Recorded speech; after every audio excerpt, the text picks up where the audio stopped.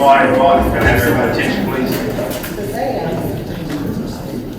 First of all, I want to start off with, I am Assistant Chief Rashawn Gavin of the Bolivar Fire Department.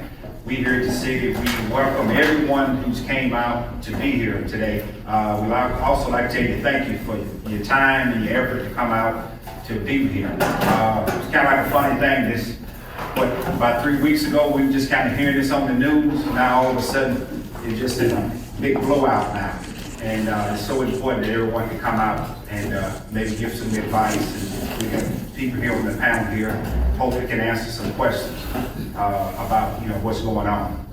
But once again, we just want to welcome you to the City of Bolivar and thank you all for coming out. This time I'm going to turn it over to the facilitator, Ms. Dorothy Franklin.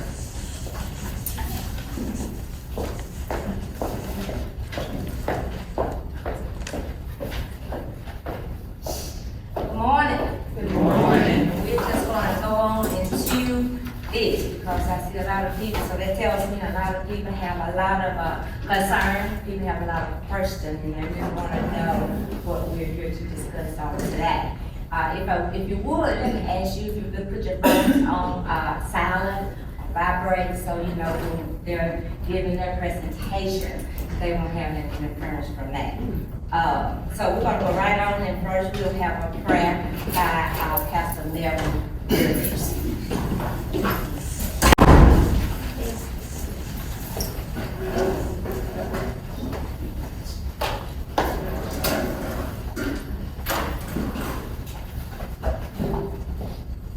May we all bow. Most gracious and eternal Father, our Father which art in heaven. Here is, Father, we stop, Father, just to tell you thank you, Father, for this day, Father. Father, we realize, Father, there's a lot of concerns right now, Father, concerning the virus going around, Father. But Father, we don't put it all in your hand, Father, and we trust in you right now, Father. And Father, we now lean and depend on you, Father. And Father, as we go forward in this meeting, Father, we ask that you stand with us, Father, and we'll be able to get more understanding, Father, from you, Father. And we'll just tell you thank you, Father. We give you all the praise and all the glory. In Jesus' name we pray. Amen. Amen. All right, now, Fire Chief Lynn Price will come and he'll tell us the purpose of the meeting. Good morning. Excuse me for me, I gotta take a drink of water because my administrative assistant told me to make sure I drink some water before I get and start talking.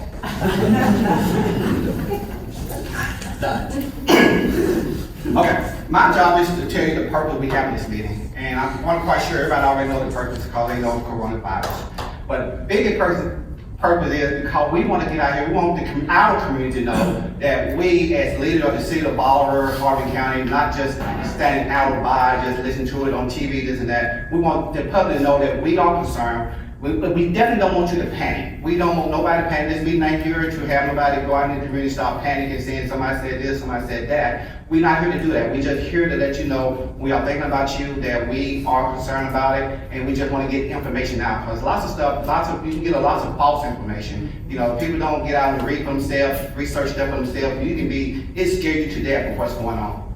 So we don't want people to do that. That's one of the purpose why we want to have this meeting.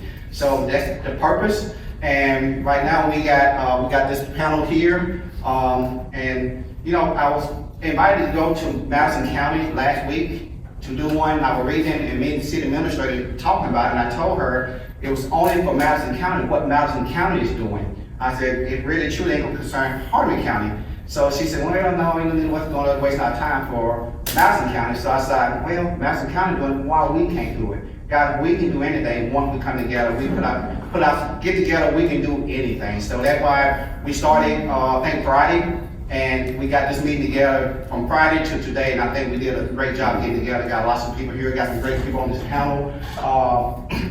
Now I'm gonna turn it over to Brother Back. Go ahead and let my mayor, city mayor, Julie Matizzi, have a word before we go to the panel, because he's not medical. We don't want nobody asking him no medical questions. So we're gonna go ahead and let him talk before we go any further. Thank you for that, Chief. I asked him what in the world did he want me to say up here.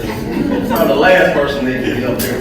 I'll just commend him and the whole department and all my city employees for all the help that they gave Lynn in putting this on. I thank the panelists, the experts on this deal here. I have trust and faith in them that they will give us the information that we need to make sure that we can do everything we can to prevent not just this virus, but any type of sickness and things that's going on in our community. It's more than just, I keep telling my wife, it's more than the coronavirus going around. We got 4 little boys and it's all kind of little viruses they bring home. So I'm gonna do what I can as a politician to stop shaking everybody's hands. And okay, I walked in here and I shook every person's hand in here, and then I came up in the room and she met me with some hands on top. So we asking everyone to just give the panelists your undivided attention. And like I said, again, I want to say thank you so much for your time. And citizens, thank you guys for coming out for getting to get the information that they're going to share with us today. So I just turn it over to them now, Chief. Yeah, I want to introduce this great panelist. So thank you for your participation. If you have a question, we ask you to write it down, and then we ask to take question after they finish their presentation. And if you want a specific panelist to respond, then you may do that. Otherwise, it may answer the question for you, because we do want you to leave out information and concerns answered. To my left here, I have Ms. Lisa Rain. She serves as supervisor for the Hardeman County Board of Education. I have Ms. Cassandra Buffer. She's the Director of Quality Nursing at the Hardeman County Community Health Center. And we have Ms. Ruby Carey, the CEO, Carey, at Bolivar General Hospital. Mr. Troy Dempsey, he had to go on a call, and Johnson, his assistant, is on the way and may be here before we end, and she'll be able to give a presentation. And we have Mr. Kevin Morris, epidemiologist from the Hardeman County Health Department. So, with that being said, we'll just start with Ms. Lisa Rain and her presentation.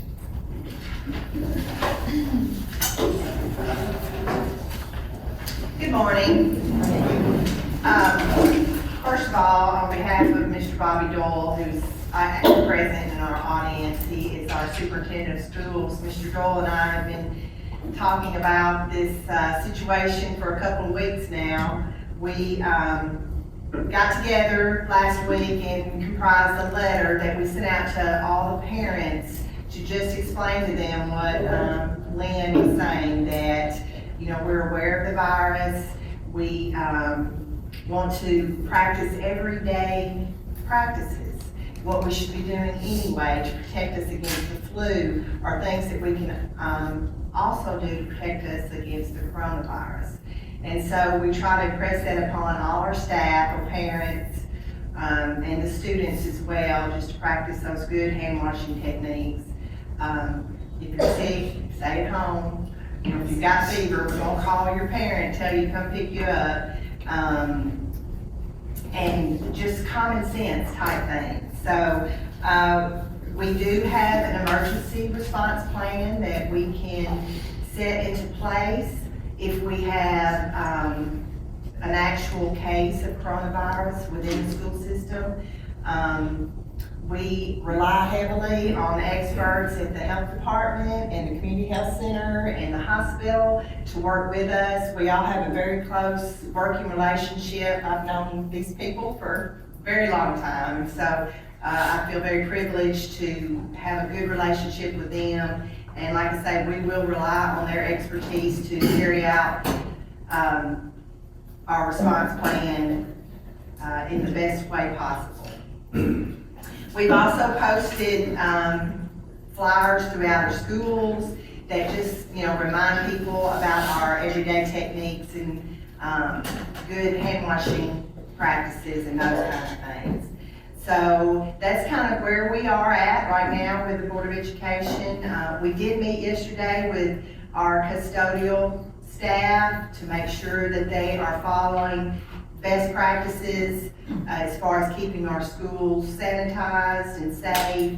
And as always, the student, staff, Parents are at our, utmost attention. Those are the people that we, care about and wanna make sure that everybody stays healthy and safe. That's all I have. Ms. Cassandra. Burt. Good morning. I'm from the Community Health Center, and we are getting updates pretty much every day on the coronavirus, from the health department and also from the CDC. What we have in place now is we have, signs posted at the door and throughout the building saying if you have any signs of respiratory illness, such as fever, cough, and shortness of breath, we have masks provided you can use. And also, if you really travel to a place where people have been infected or in close contact, then notify the staff immediately. We are trying to be proactive. We are in the process now trying to make sure we'll be able to test for the coronavirus. We have information from our lab report that this will be available, although we haven't got this in place yet, but we are in the process of working on this. And we're just trying to keep up to date and make sure everybody's aware. And the one thing we don't want is people to panic, because when you panic, you get hysterical, you're not really addressing the issue. And we want everybody to be safe. Thank you.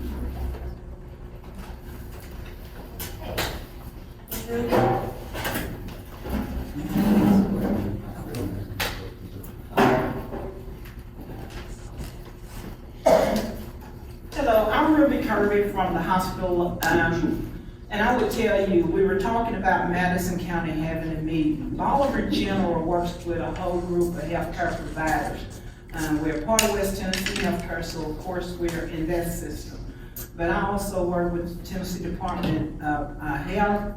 We have the THA, which is the Tennessee Hospital Association, and I'm working with Rural Hospital Association, so we can address and stay up to date and put in processes that we can keep our community as safe as possible. One of the things that we wanted to make you aware of is, yes, Bolivar General does have the ability to collect specimen if physicians identify a patient that they suspect may have the virus. We collect the specimen and then we send them to the Tennessee Department of Health. They actually test the specimen and give us results, or give the physician the results.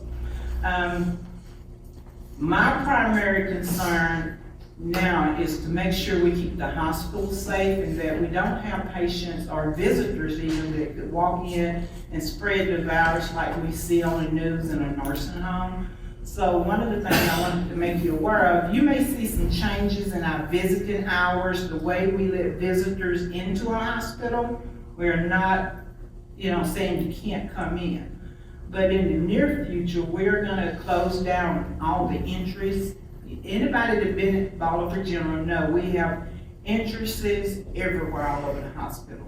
So we're looking at closing down all those side doors and making everybody come through either the main entrance on the front or by the emergency room. We will be even asking visitors about symptoms that you may have that would point to some kind of respiratory infection. Do you have a temperature? Are you coughing? Have you been out of the country or to an area that has known exposure?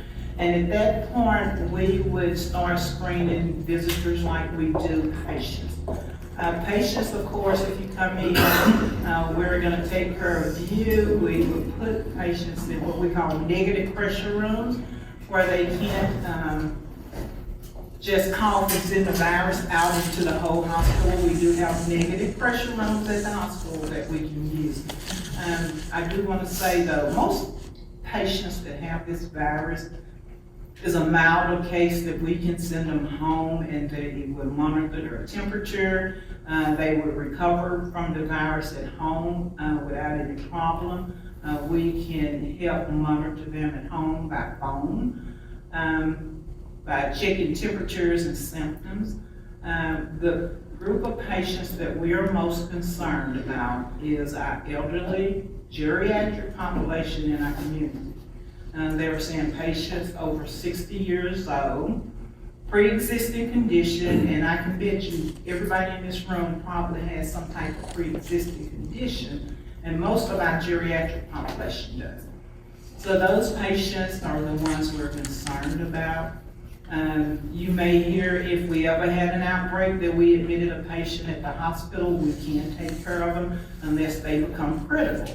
And then we have a network to set up that we could transfer a patient that is critical, that requires to be on an event. We can get those patients out working with our EMS services to another level of care, Jackson General, Memphis, that has those critical care services.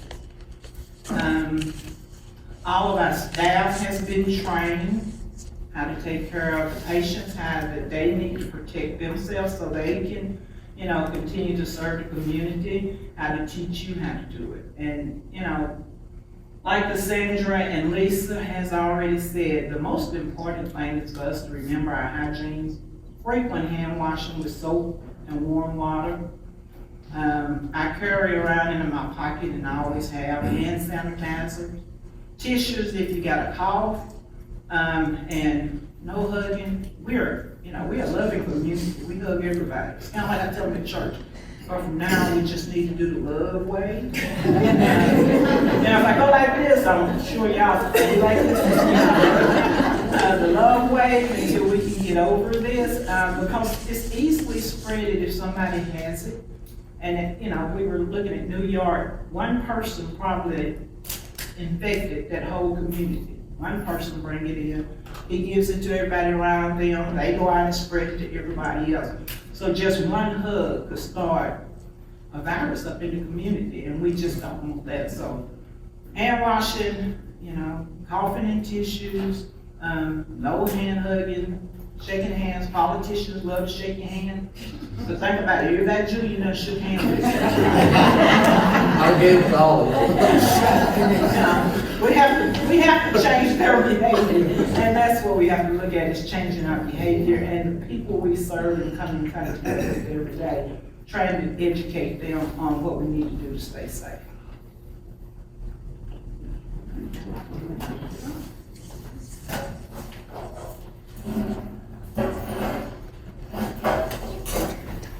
Thank you. Good morning. My name is Kevin Morris. I'm the regional epidemiologist at the Department of Health. I'm a resident of Hardin County. I'm generally introduced as Lisa Dolan's husband when I'm in Hardin County. Something I'm very proud of. I'm going to give you a little, and by the way, like the mayor, I won't be taking any medical questions. I want to give you an update on this current situation as of this morning. We've got 1,000 cases, a little over 1,000 in the United States, 30 deaths. Worldwide, around 120,000 cases, around 4,200 deaths. That number's probably changed since late yesterday afternoon, so these numbers are changing quickly. The vast majority of these people have a mild course of illness and recover quickly. I want to give you some resources where you get some information and where you can help us distribute these resources to other folks so that people have accurate information from trusted sources. First of all, is the public information hotline that the Tennessee Department of Health has set up in conjunction with the Poison Control Center. So if you get questions or talk to folks who have questions, what should I do, what those what-if questions, that telephone number is 877-857-2945. Again, the public information hotline for anyone who has a question or concern about coronavirus is 877-857-2945. CDC.gov is an incredible website.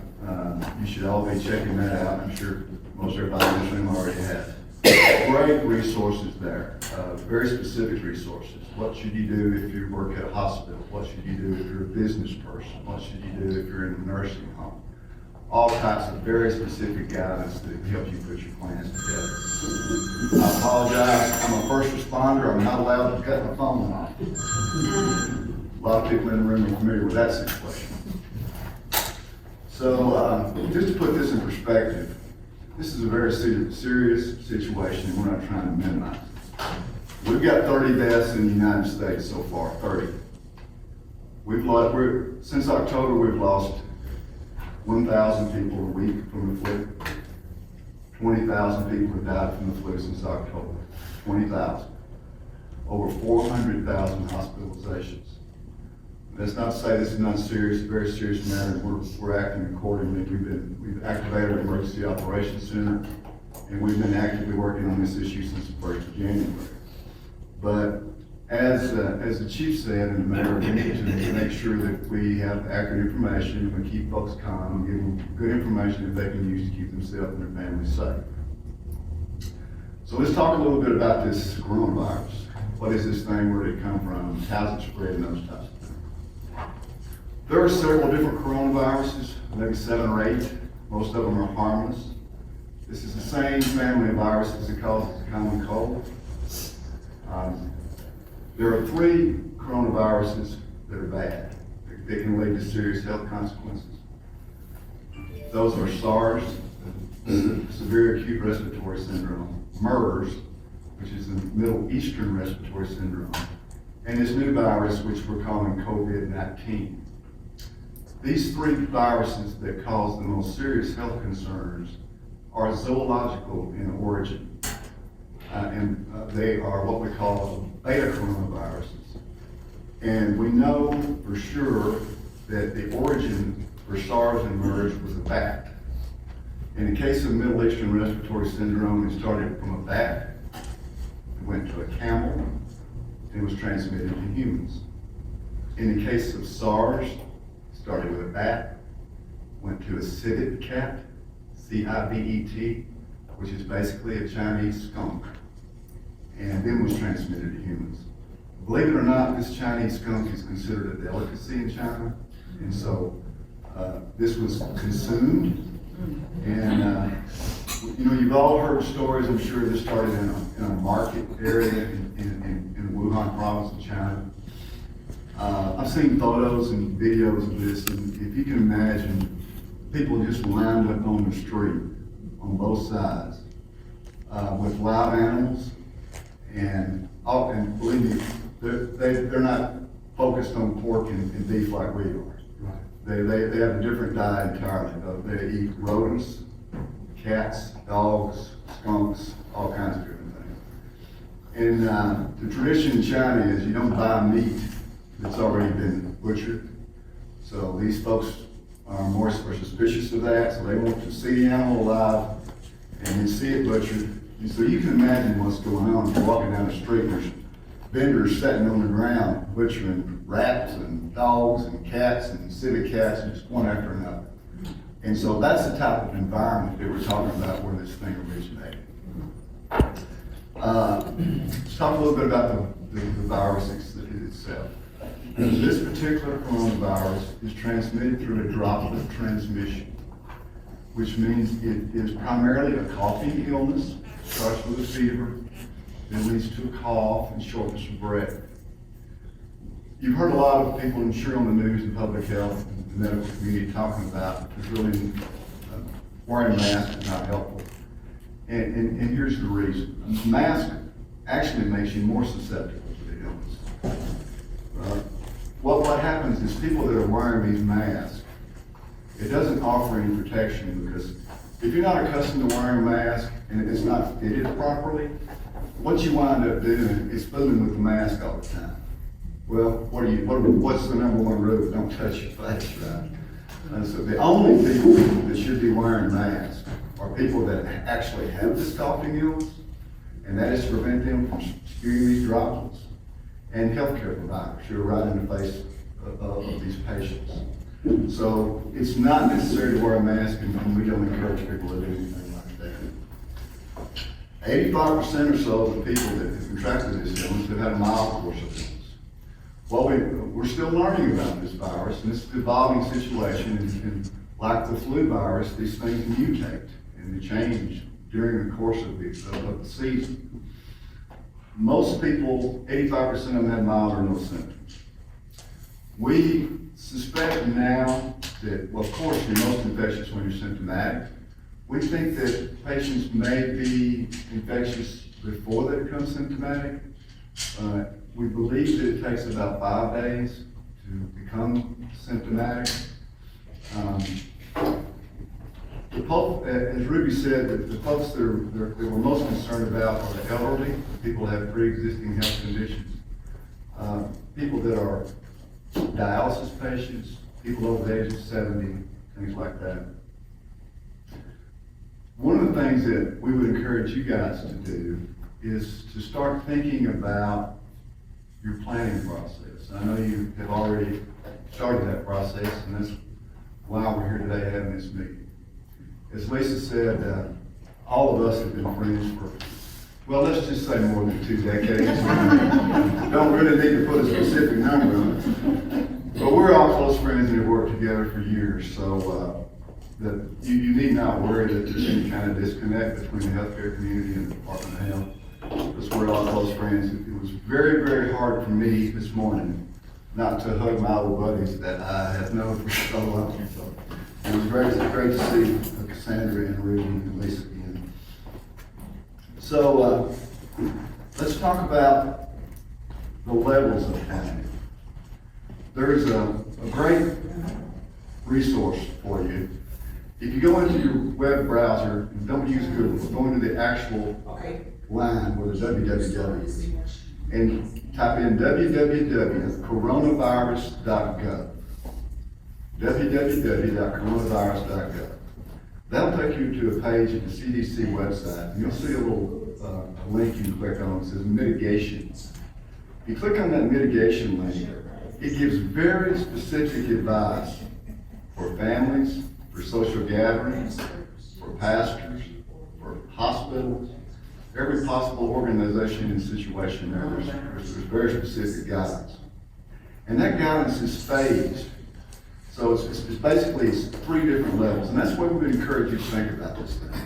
So you've got, the first phase is minimal risk of transmission in the community. Well, there are certain things you do in that situation, which is review your policies, implement, take a look at your absenteeism, employee sick leaves, and all those different types of things. And then you take it, and that would occur when there's no transmission in this community, just sporadic cases, which is sort of the situation we're in right now. And then you have a next level of planning, which is the moderate level. And those give you some ideas and some things that you should be thinking about if we have one case in the county. And then there's the next level, where you consider what your options are and how you're going to respond and react if there's community-based transmission. Now, right now, we have 7, as of last night, 7 cases in Tennessee. 6 of these cases are in Nashville, the Nashville area. We've got 1 confirmed case in Memphis. What I can tell you about that case is in Memphis is it was a person who traveled within the United States to an area of active transmission. As of this morning, I'm not aware of any community-based transmission in Tennessee yet. So this thing's not spreading from person to person in Tennessee yet.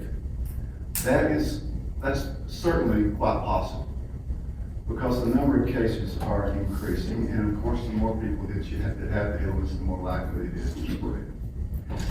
One of the reasons that it's spreading so quickly and so easily is the vast majority of people that contract the illness don't have any symptoms or have a very mild course of illness. Everybody in this room has had a coronavirus at some point in your life, probably multiple times. Most of the symptoms, vast majority, if you're a healthy young person under the age of 70, you should go about your business and don't be overly concerned. Just pay attention to what's going on in the news and in your community.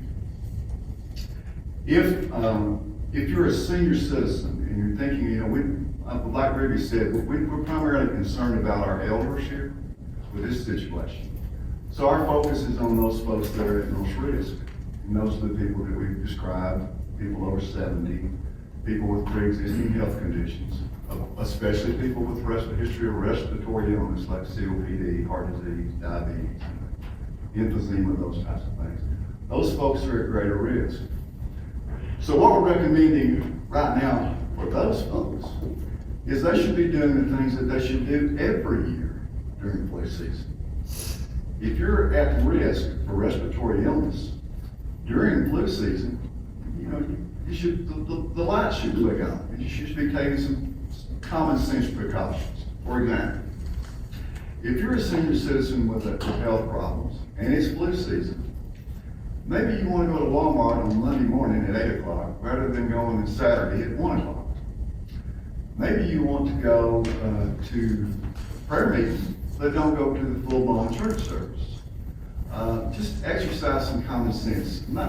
If you've got an older person that's had health conditions during the flu season, probably not a good idea to go to the ball game and see the grandchild play. So, you know, these are all common sense precautions that we all need to be taking. So, how would the process work? How will you know that there's a case? How will the notification occur? How is this going to, how are you going to be notified so that you'll know what's going on in the community? If it is a patient, and I'm going to give you a couple of different scenarios because there's different ways that we would be notified. If this is a patient who came through the hospital system, through Bolivar General or the Jackson Madison County General Hospital, Ruby and I both know about it quickly and at the same time. If it is a patient, say, that has respiratory illness that walks into the clinic in Whiteville, a nurse practitioner thinks there's a need for a test, then that person can contact and consult with me or one of our physicians at the Department of Health. If we feel it's warranted, we're going to test, and we're always error on the side of caution. That's what we do here because we're all about preventing illness, not especially treating illness. In those situations, I will receive a notification and I'll be tracking that. We'll get that test result back in roughly 24 hours. Another way that we can find out is private laboratories have now scaled up testing. LabCorp currently is testing for coronavirus. Any physician or healthcare provider that thinks that is legitimate concern for coronavirus can just order that test through LabCorp. All right. If they order a test through a private lab like LabCorp and it's positive, I will be notified electronically before the physician is even notified. So the Department of Health will know quickly because we have made COVID-19 a reportable disease. All physicians, laboratories, hospitals, all clinicians are required by law to report that to the Department of Health. All right, so let's say we do have a positive case, and I've notified. What happens next? The first thing that I will do is make sure that Ruby is aware, and she probably will be. Then the next call I'm going to make is to our nursing homes in the community. Again, because who's at greatest risk? It's our elders, right? So we're going to make sure that the nursing home is aware immediately. And in all likelihood, they're going to shut that facility, they're going to close that facility to outside visitors. Now you should be aware that your nursing homes are not showing up here today to figure out what to do. They've been working on this problem and planning for it for weeks. And they have scalable plans based on the level of infection in the community. But they're doing things, or will be doing things like doing wellness checks on their own staff.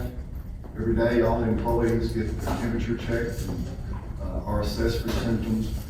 It's a large number of different things that they're going to do. And whether or not there's a case close by in the community is going to determine what their response is. And just like it should be for all businesses and for you at home. So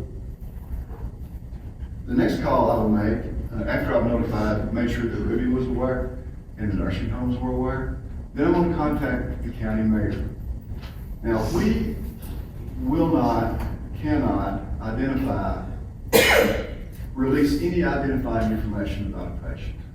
I can't tell you the gender, age, or even which community that they live in. So it's not going to be where I call up the mayor and say, well, we got a case in Milton, or we got a case in Tune.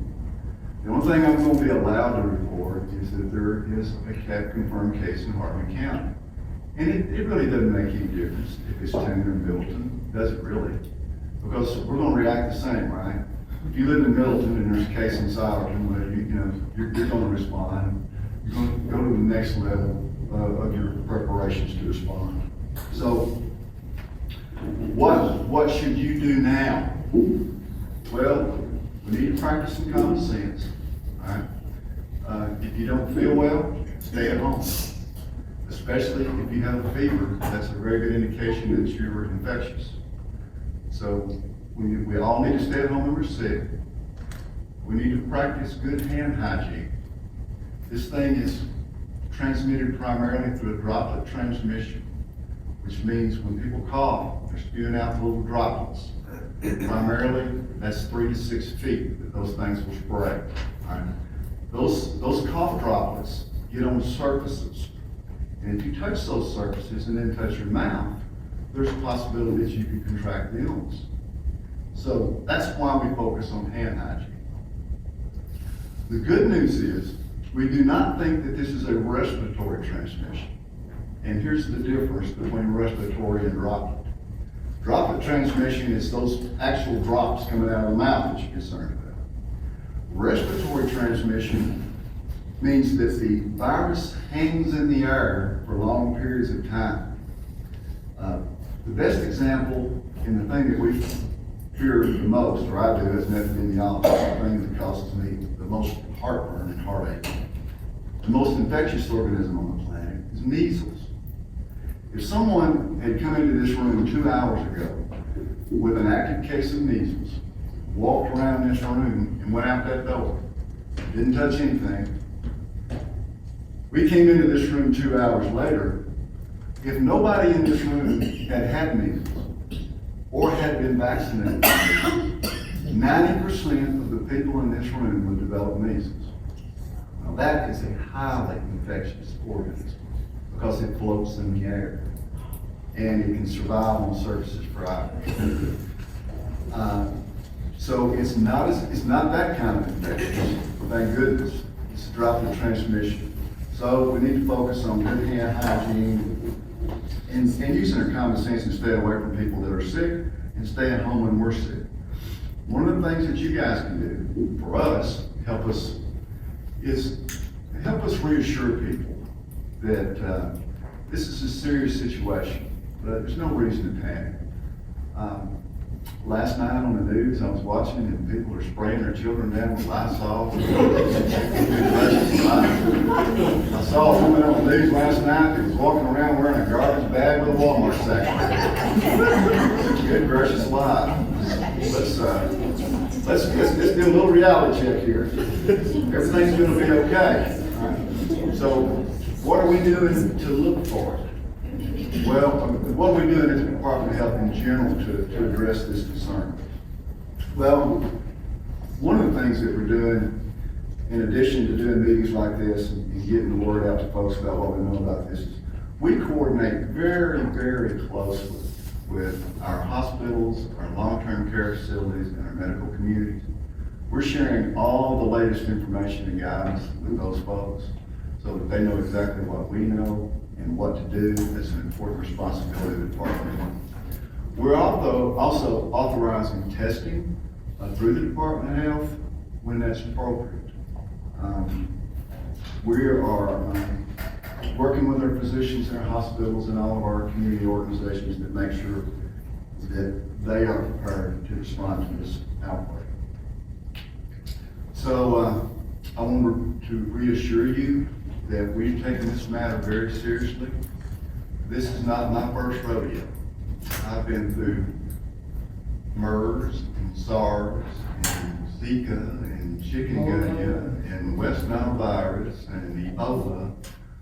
So you remember it wasn't too long ago that everybody thought people were going to be dropping dead in the streets from Ebola virus. So our responsibility is stay calm, stay professional, focus on the clinical information, the best evidence that we have, and provide people with accurate, timely information so that they know how to respond. So, since I'm the last one standing here, I guess Oh, yeah, okay. Great. Thank you. Be glad to take any questions that you have. Thank you.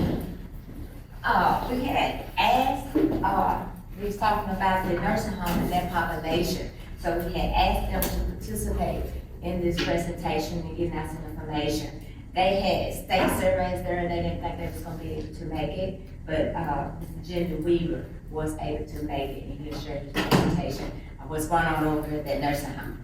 I also want to say that Representative Johnny Shaw and Representative Dolores Grisham, they both wanted to be here today, but because they're in session, they were not able to attend. Ms. Weaver.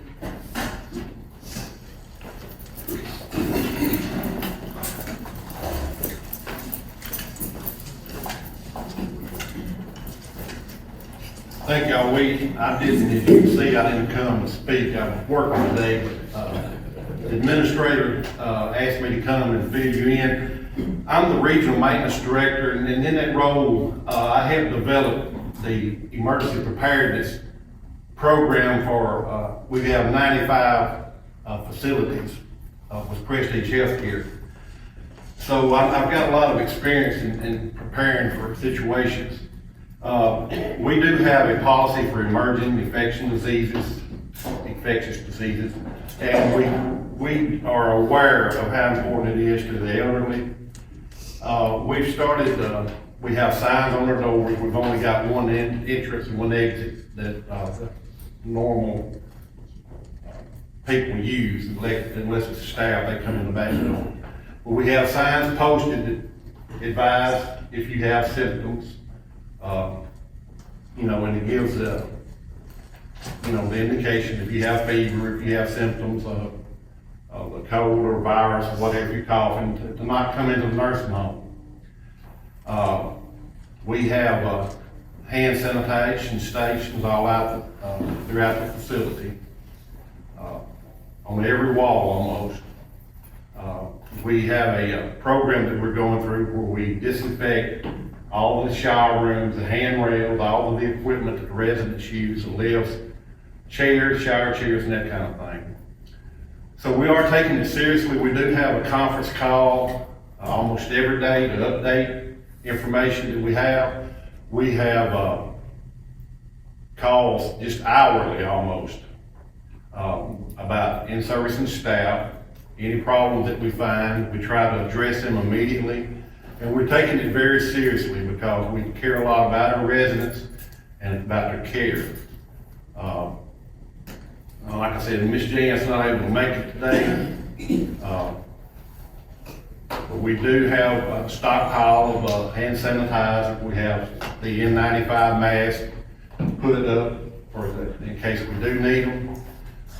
We have supplies in place, and we do have all types of emergency supplies in the closets that we maintain and we monitor every day to make sure they're in place. So we are taking it very seriously. We've got some of the best nurses around that help us to make sure that we're taking it seriously and provide the care that these residents need. And thank you, Chief Price, for putting this together. Thank you. So now we'll take questions, and I just ask the panelists to come and speak in their mic, so everyone will be able to hear. I am sincere, there is no hand sanitizer available at Walmart. I know that. Since I checked out the Dollar Tree.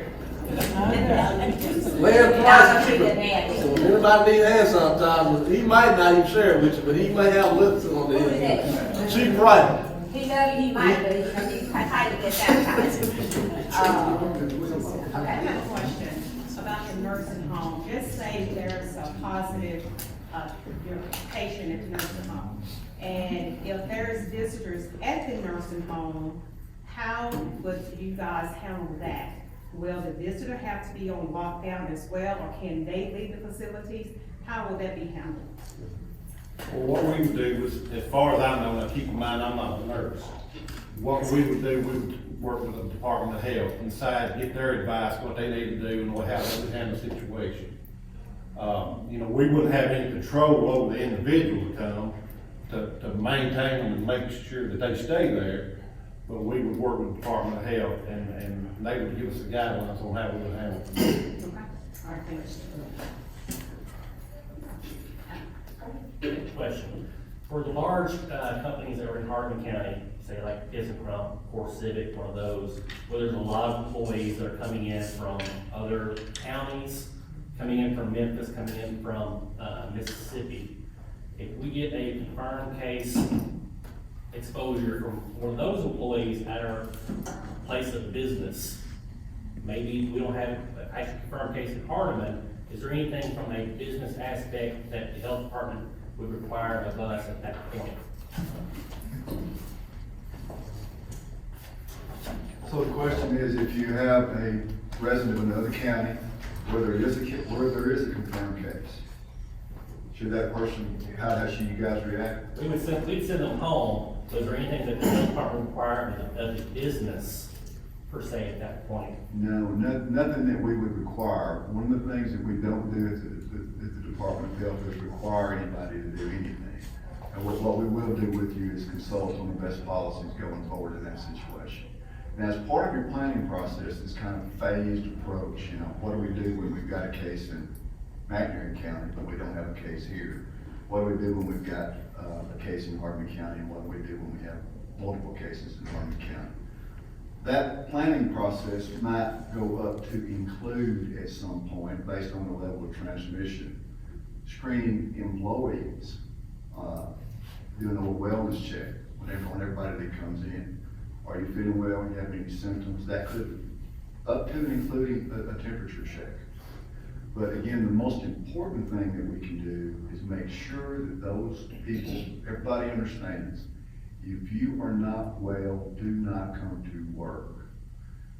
The vast majority of these patients that contract this illness will have what amounts to symptoms similar to a mild cold, and they can stay at home and stay hydrated, and they will recover completely. There's no vaccine for this virus yet. We've accelerated that work, and we expect to have a vaccine that even on an accelerated time schedule, it's very difficult to develop a safe vaccine in less than a year. We are involved in some advanced trials of therapeutic medications, which we think will have shown great promise. So it's likely before the end of the year that we have some very effective treatments, antiviral medications that will help, especially if administered in the early course of the illness.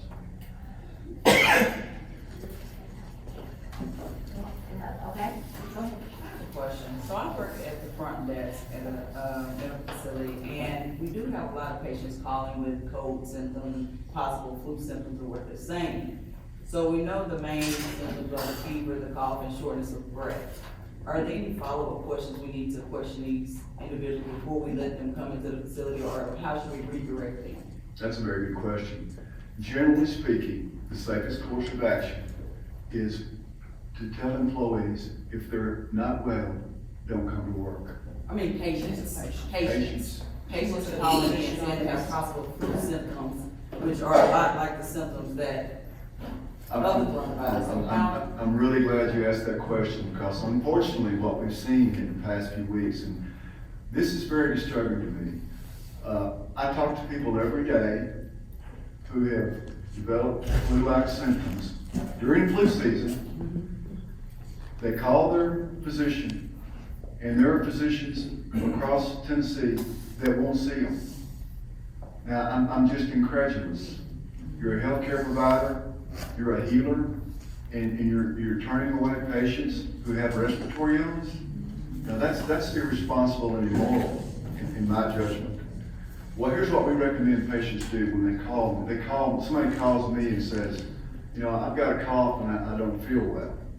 Well, the first thing I'll do is ask them about their history of travel and their contacts with anybody else that may be ill, especially individuals that may potentially have contracted the new coronavirus. And then we advise those individuals, when they're seeking care, to call their physician beforehand and say, describe your symptoms, and ask to be seen. And the same thing's true for if they approach to go into the emergency room. And what our advice to those clinicians and to those emergency rooms is, and this is true, this is a regular flu precaution. This is what you do during flu season. When a patient presents at a medical facility with a respiratory illness, they should be given a mask and placed in a negative pressure room, separated from the people that are waiting. We encourage the providers then to test for flu and run a vibratory respiratory pattern. The much more likely result is going to be there's another cause for this, especially given the current state of affairs as we understand where the virus is located. So these folks most likely have a cold or the flu because that's cold or flu season. But we want to take precautions to make sure that we don't spread the virus. And we also want to reassure the public. And most physicians' offices, I know in my physician's office, you walk in the door and it says, if you have a cough or flu-like symptoms, put a mask on. And so that's the kind of thing that we would encourage. Other questions? Ms. Range, I know, Friday y'all sent a letter home to all the students. I know y'all have something like an all-call system that when the weather bad, school will be closed. Have y'all ever thought about putting that out over that all-call system? Because I talked to one parent and I asked them if they get the letter, they said no, they haven't seen it. Have y'all thought about doing that? Yes, sir. The question is about the letter. What if the parent didn't get the letter? Which is a good question, because a lot of times the students do not bring those information home to the parents. But we did put the letter on the website. It is on there. And we can do an all-call. We have that capability to call out and make an all-call. And that's probably a good idea, Lynn, is just to go ahead and let the parents know that the letter went out. If you didn't get the letter, you can go to our website and read it there and, just advise them that, the school system is kind of ready for any type of situation that might come our way. Good idea. Mr. Captain, I know we got, Miss Yolanda from the daycare. What kind of advice could you give her with the young kids and parents and stuff coming in and out? To have her protect her daycare? That's a really good question, Chief, and it's difficult because, our children are little snot bombs, right?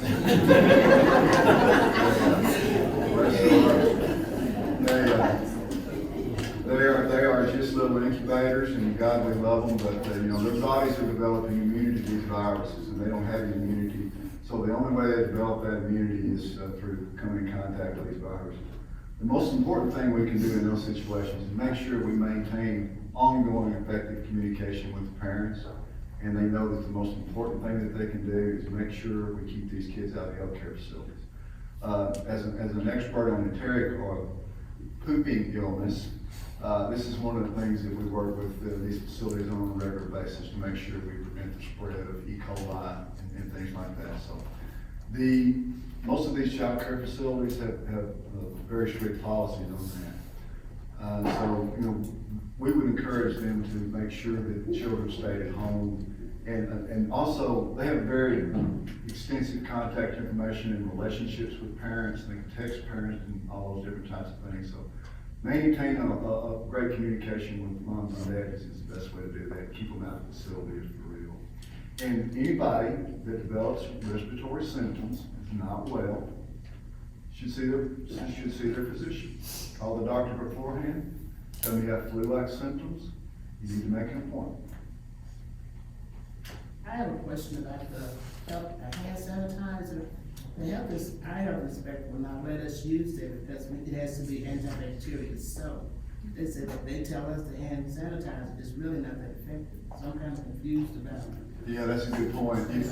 Always washing your hands the old-fashioned way, the way your mama taught you, with soap and water for 20 seconds is the best way to do this. Now, we're not always in a situation where we can do that. You guys have seen me squirting up here.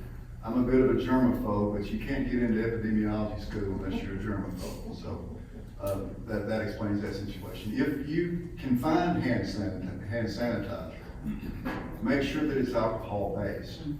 But that's a backup plan. That's something you use when you're on the go, you don't have access to soap and water. We should all be washing our hands frequently. And it's not too early to start bumping elbows. I'm a hugger and a handshaker, and I've been bumping elbows. I'm trying to set a good example. So if you can get the hand sanitizer, it works fine if it's alcohol-based. You don't want one of these things that doesn't have alcohol in it, because that doesn't help at all. And at any opportunity, you walk past a restroom during flu season, you should wash your hands with soap and water. Yes, ma'am. If you already have a respiratory problem, what do you do? If you already have a respiratory illness of any kind now, if you're acutely ill and need to see a doctor, you need to do so. If you have a history of respiratory illness, or a history of pneumonia, if you're a dialysis patient, if you're immunocompromised in any way, cancer patient, folks like that, those are the folks that we're encouraging now to start practicing social distancing. And this is not a new concept. This is something that these category of folks should always do during flu season. So, and when I say social distancing, I don't mean hermitize yourself, but I mean those of us in the community need to look after our elders. We need to look after our church family and our neighbors, the older folks, and make sure that they're okay. But the best advice we can give those folks that have any kind of health condition is use your common sense. You don't want to be around a lot of people. And, you know, the greatest concern right now, you're more likely to contract the flu. And the flu kills. As I mentioned earlier, we've lost over 20,000 people so far this flu season have died in the United States from flu. We've had over 400,000 hospitalizations. In a bad year, 2009, you guys remember the H1N1 flu pandemic. We lost over 100,000 people in the United States to flu. So any person with a history of respiratory illness, or a person over the age of 70, during flu season, should use their common sense and use some practical precautions. Don't go charging into the ball game, and don't be going to Walmart at 10 o'clock on Saturday morning when my wife wants to go. Yes, sir. I got a question. As far as like with the flu, it's like almost like a seasonal thing. So do they think maybe the corona, maybe when the weather gets warm and the temperature goes up, do you think it may settle it down? Fantastic question. I always preface this by saying this is a new and novel virus. We don't claim to know everything that's going to happen, but I can tell you in general with viruses. Viruses do not like hot, humid, heat and humidity. Viruses thrive in cool, dry conditions. That is the reason that cold and flu season occurs during cold and dry season. It's that and the fact that during cold weather, people are more confined and don't spend as much time outside. So we anticipate and are optimistic that as the weather warms and as humidity increases, we will see fewer cases. You should know that in the meantime, don't be alarmed when you see these case numbers go up, perhaps dramatically soon. And the primary reason for that is we have greatly expanding testing capacity. All the commercial labs are testing now. By the end of next week, all physicians will have access to the test. If you look for something, you will find it. So don't be surprised, don't be shocked if all of a sudden over a course of a few weeks, you see a spike in the cases. That just indicates that more testing is taking place. Great question. Yes, ma'am. With the coronavirus, say if you are expecting and close to the time of delivery and you work, in a business where a lot of people come in, this is kind of personal, so what would be your advice to a person and very asthmatic? Well, thank you, that's another good question. We consider pregnant women to be in the same category as seniors and other people that are immunocompromised or have health conditions. Pregnant women should be practicing social distancing during flu season. So we would give them the same advice we would give seniors. Do not, to the extent possible, avoid large public gatherings. Not a good idea to attend the ball game. Maybe you want to consider going to prayer meeting on Wednesday instead of going to the full service on Sunday. Don't go to Walmart on Saturday when Lisa's there. Go on Monday morning when there are fewer people around. So just we would encourage you to just use your common sense and avoid people to the extent possible to protect yourself and your baby. I'm glad you brought that up because I failed to mention pregnant women who we are very concerned about, as we always are in flu season. You guys are asking some great questions. I can see that you're giving some great thought to this. And of course, our professionals here at the EMA and the nursing homes, hospitals, and schools, we've all been working on this for weeks. And so we have a high level of confidence that we're prepared to deal with any eventuality. And it's through support of folks like you that are active out in the community. You know your communities. And you can help us get the word out and just reduce the level of fear. I understand it, because I've been around this for a long time. Most people, they're only tangentially engaged in this. They just, find out about it, just see the highlights on the news. And I tell you, I'm a professional public health epidemiologist, and I get scared watching it. Hell, they're scared as me now. And I know more than they do about it. So I understand that it can be alarming, okay? And seniors, especially seniors with health concerns, they get frightened. And it's our responsibility to take care of them and to look after them and make sure they've got great information. And in the unlikely event that we saw a large, broad community spread in the community, we need to take that care to another level. Our church families, for example, need to have give some thought and have some plans in place to take care of our elders. Because we need to make sure that they've got what they need, and they need to have regular checks from their church family. You should be checking on their parents and grandparents and aunts and uncles and other people that are older, make sure they're okay, see if they need anything.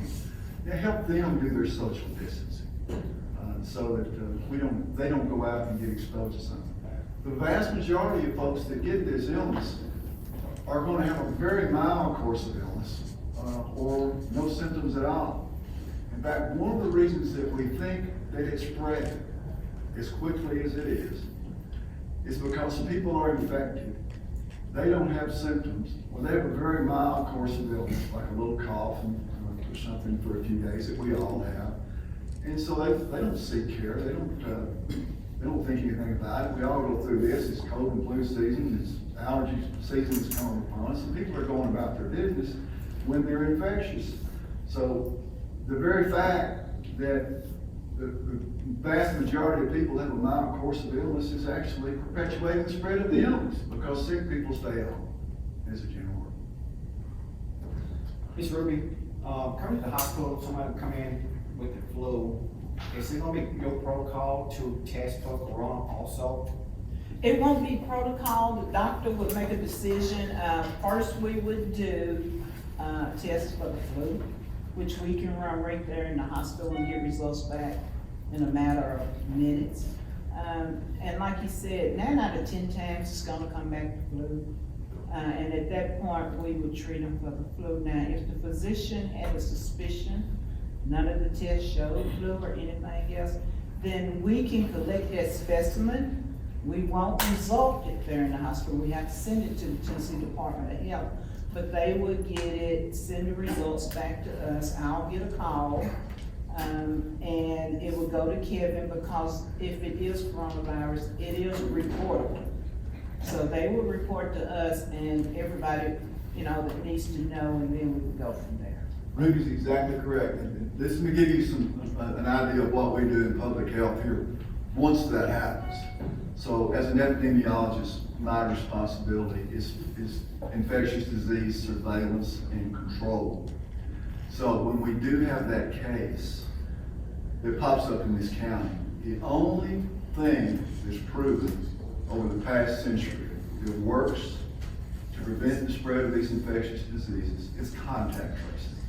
And you guys have heard this, and I'm sure you generally understand what it means.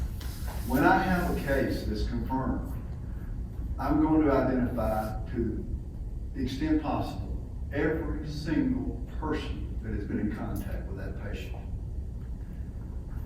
And we're going to place those individuals in quarantine, and we're going to test them, and we're going to monitor their health every day for 14 days. Every day, we're going to know what their temperature is, are you having any symptoms. If another case develops, we'll repeat the process. Who have you been in contact with? And we just keep working backwards, keep working backwards, keep working backwards until we identify everyone that's been exposed and we quarantine those people. This is a containment strategy. So that's the mode that we're in right now. We're trying to contain this virus. And the way we do that is identify the patients as quickly as possible, make sure that we identify all their contacts, and then we quarantine those contacts. That's what public health does every day. We do that for TB and for all infectious diseases. You guys have asked some great questions. Any more questions for anybody up here?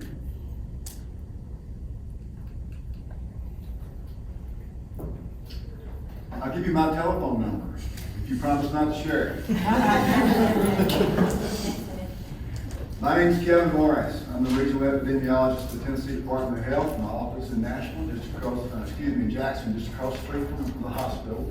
My telephone number is 731-421-6751. My email address is kevin.morris@tn.gov.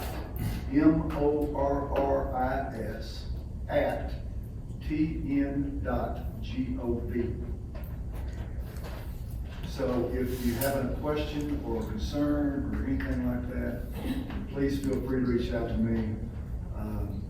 I have plenty of time. I'm only getting a couple hundred calls a day. I'll get right back to you in a few days. Just kidding. We'll get back to you. We're working around the clock now to make sure we keep this thing contained. And I also wanted to just make you aware of something else. One of the things that I do every day as an epidemiologist is something that we call syndromic surveillance. I have the capacity, through cooperation with folks like Ruby, I can see every morning, I can see every hospital admission in every emergency room in West Tennessee. I look at them every morning and see who presented at the hospital and for what. And we have that, my algorithm in my computer program to set those up by syndromes. So I see everybody that's presented for influenza-like illness, everybody presented with fever, everybody presented with neurologic symptoms, everybody that presented with GI symptoms, and all those different types of things. As part of our regular practice, we look at that information to identify unusual patterns that might require further investigation. For example, if I started seeing a lot of people with influenza-like illness in July, that's a tip that something unusual is going on. People don't develop the flu in the summer.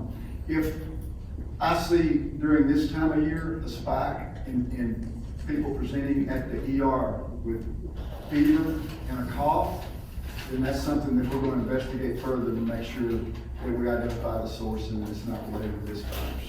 Well, thank you all. And let's get this panel,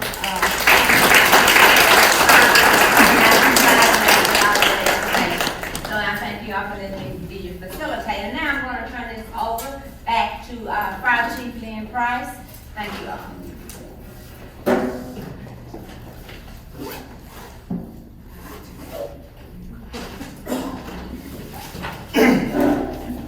All I wanna say is that thank you guys for coming out. I really truly appreciate it. I think we had a great turnout. Definitely wanna thank this panel here. I think they gave out lots of good information. And keep in here, guys, we just don't want you to be afraid. We don't want nobody to be afraid. This ain't what this is all about. But, see that lots of everybody doing some great things, everybody taking care of their people. So, and that's the whole thing. We just wanna make sure everybody's doing what they need to be doing in Hardeman County. So definitely wanna thank all you guys for coming out. We have some brochure here that we're gonna pass out. I want you to take one. It got lots of good information on it. I'm not gonna go through and read all this, but it got lots of good information that you can take, read, and pass it on to some of your family members that wasn't here. And please go back and help everybody. Just help everybody out. Let them know what they should be doing and all that. And I know the mayor said something about my hand sanitizer. Before all this came out, I used to carry one, now I carry two. And the other day when I was going, inviting the panel here to the meeting, I went over to Community Health Center, I went to the nursing home, and they got a big sign up, stop. And I stopped, I read, and I almost turned around and went back because, no, you can't be afraid. So, I did go in, because everybody doing what they're supposed to be doing. So, but definitely want to thank y'all again, appreciate you guys. And guys, y'all have any more questions, and thank you. And